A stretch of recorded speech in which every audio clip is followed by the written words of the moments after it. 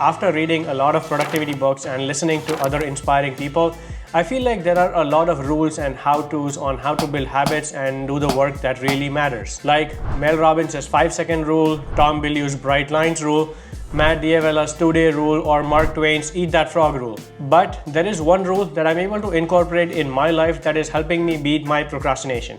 If you are in a similar boat and procrastinating to study or write that school essay or write the first page of your new book or write a YouTube script or something as simple as cut the lawn, do the laundry, unload the dishwasher, we can use the 2-minute rule. Well, there's 2 different 2-minute rules. The first one comes from David Allen's book, Getting Things Done.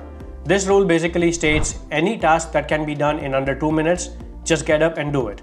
If you keep hanging on to that task, that to-do list just keeps growing and tires your decision-making power and gets you the sense that you are busy. And that gets you overwhelmed with what you should do first. You will be watching TV and all of a sudden you would think of that dishwasher that needs to be emptied. If the laundry needs to be done before your wife comes home, but you postpone it all day, it will keep haunting you until you do it.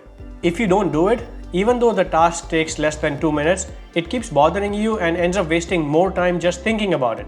Basically, just by finishing the tasks that take less than 2 minutes, you will be freeing up your mental bandwidth that can be used to make other important decisions. The second 2-minute rule comes from James Clear's Atomic Habits. This rule states, when starting a new habit, it should take less than 2 minutes to do. Basically, nearly any habit can be simplified and scaled down into a 2-minute version. Read 30 minutes every night becomes read 1 page a day. Do 30 minutes of yoga becomes take the yoga mat out. Run 3 miles becomes tie your running shoes. This technique works because the point of this is to make the habit very easy to start. We seem to think that why would we hype ourselves up just to meditate 2 minutes or read 1 page a day? That's not the goal. But the point of this is not to do that one thing, but master the art of showing up. The truth is, a habit must be established before it can be improved. It's just a mental trick. Nobody usually stops reading after 1 page. Nobody just ties their running shoes and not go for that run. But by doing this, you're establishing that the first 2 minutes are actually a ritual to a much larger habit or routine. You might think you're already here, so might as well continue on. That slowly starts becoming an identity that you are someone who shows up every day. You are someone who studies for that test every day. You are someone who reads every day, even if it's only for 2 minutes. And I understand, you might think that this is just a mental trick, so why would someone fall for that? If that's the case, just stick to it for 2 minutes. Set a timer, stop reading that book, stop that run, close that notebook. That's fine, but eventually you will hit a stage where you would want to continue that task.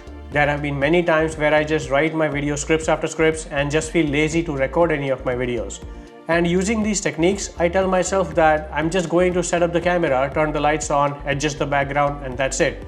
But till date, I have never stopped there. I have always ended up recording my video.